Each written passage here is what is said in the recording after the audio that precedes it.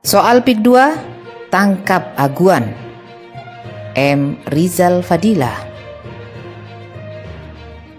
Tentu ini soal PIK 2 yang kontroversial dan menjadi sorotan publik, dari PSN yang kolusif hingga dominasi etnis dan penjajahan oligarki. Program di akhir masa pemerintahan Jokowi ini mendapat perlawanan rakyat. Sukses PIK 1 membuat konglomerat atau pengusaha kuat percaya diri untuk merambah ke lahan-lahan berikut, mencaplok dengan modus beli tanah murah. Rakyat setempat pun tergusur. Program ruwet ini boleh disebut PIK tidak membuat nyaman banyak pihak. Pantai Aguan Kapuk atau PAK, Pantai Ilegal Kapuk atau PIK, dan Pantai Uang Kapuk atau PUK. Kapuk adalah nama pohon dan ada pula yang mengaitkan dengan kapok atau jera.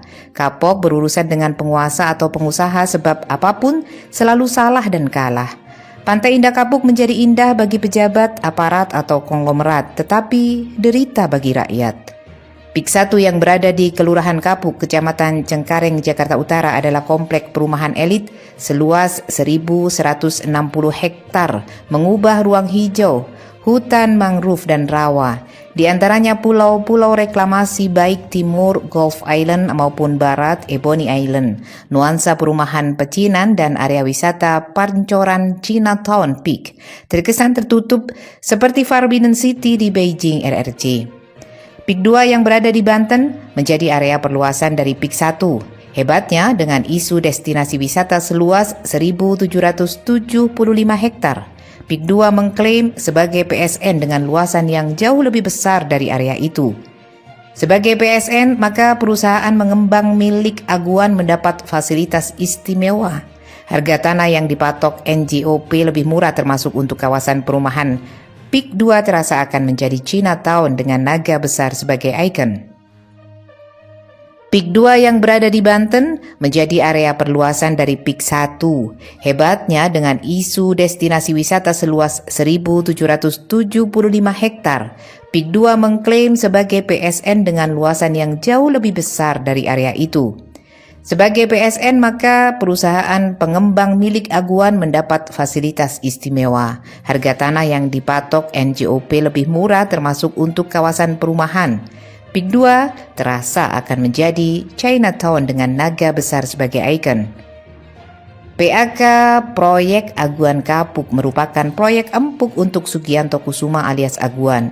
Meski bukan naga terkaya, tetapi Aguan memiliki kedekatan istimewa dengan pejabat tinggi negara. Berperan seperti koordinator untuk para naga. Properti adalah core bisnisnya dan kini berkoalisi dengan Menteri Perumahan Marwarar Sirait atau ARA. Program kementerian soal pengadaan 3 juta rumah seenaknya diberikan oleh ARA kepada Aguan. PIK Proyek Ilegal Kapuk. Pemalsuan sekurangnya manipulasi PSN dilakukan seolah-olah PIK 2 seluruhnya termasuk perumahan adalah PSN, sehingga fasilitas PSN digunakan untuk PIK 2. Sesungguhnya PSN itu hanya 1.755 hektar kawasan wisata saja. Kawasan hutan lindung pun belum dialihkan menjadi hutan konservasi, apalagi APR. PT PIK 2 atau PANI telah melanggar RT RW dan belum memiliki RDETR.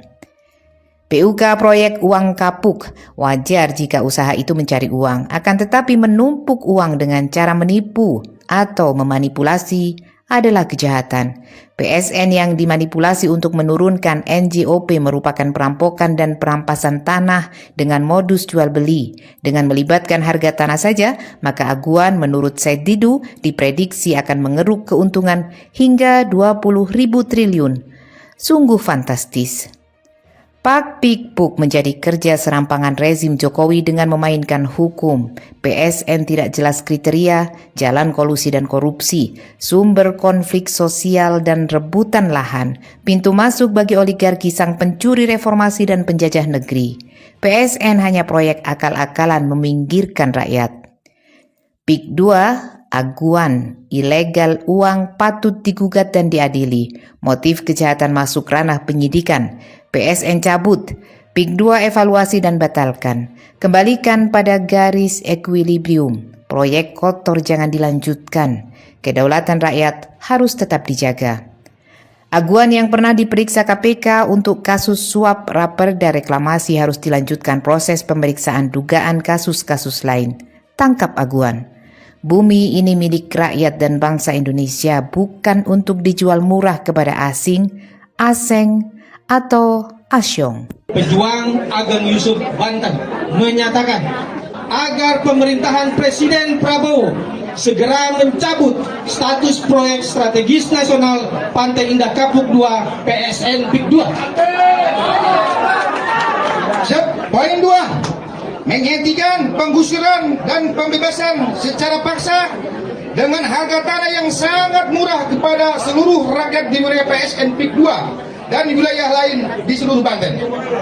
Pandit maklar, pemeras, pencoreng, dan penipu, negeri penyogok dan koruptor, negeri yang banyak omong, penuh fitnah kotor, begitu banyak pembohong tanpa malu-malu mengaku berdemokrasi.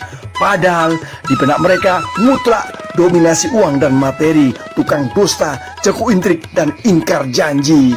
Kini mobil tanah, deposito, dinasti, relasi, dan kepangkatan, politik, ideologi, dan kekuasaan disembah sebagai Tuhan ketika dominasi materi menggantikan Tuhan. Kini negeri kita penuh dengan wong edan, gendeng, dan siling, negeri padat, jelma, gelo, galelo, kurang ilo, manusia gila kronis, motologis, secara klinis, nyaris sempurna, infausta. Jika penjahat-penjahat ini dibawa di depan meja pengadilan, apa betul mereka akan mendapat sebenar-benar hukuman? Atau sandiwara, tipu-tipuan terus diulang dimainkan, divonis juga tapi diringan-ringankan, bahkan berpuluh-puluh dibebaskan. Lantas yang berhasil mengelak dari pengadilan lalu ke luar negeri dibiarkan, dan semuanya itu tergantung pada besar kecilnya uang sogokan. Di Republik Cina, koruptor dipotong kepala. Di Kerajaan Arab Saudi, koruptor dipotong tangan. Di Indonesia, koruptor dipotong masa tahanan. Kemudian berhanyutlah nilai-nilai luar biasa tingginya. Nilai keimanan, kejujuran, rasa malu, kerja keras, tenggang rasa, pengorbanan, tanggung jawab, ketertiban, pengendalian diri, remuk berkeping-keping, akhlak bangsa remuk berkeping-keping. Dari barat sampai ke timur, berjajar dusta-dusta, itulah kini Indonesia. Sogok menyogok menjadi satu, itulah tanah air kita Indonesia. Kami muak dan bosan, muak dan bosan. Kami sudah lama kehilangan kepercayaan.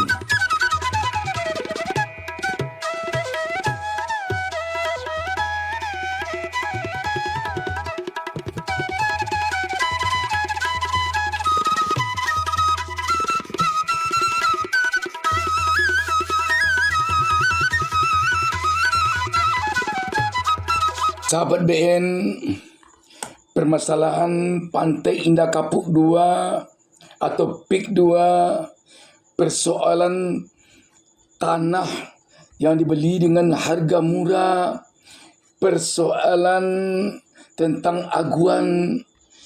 Kalau kita coba menelisik lebih jauh, memang ini persoalan-persoalan yang sangat mengerikan di negeri ini. Apalagi jika dikaitkan dengan proyek strategi nasional atau PSN.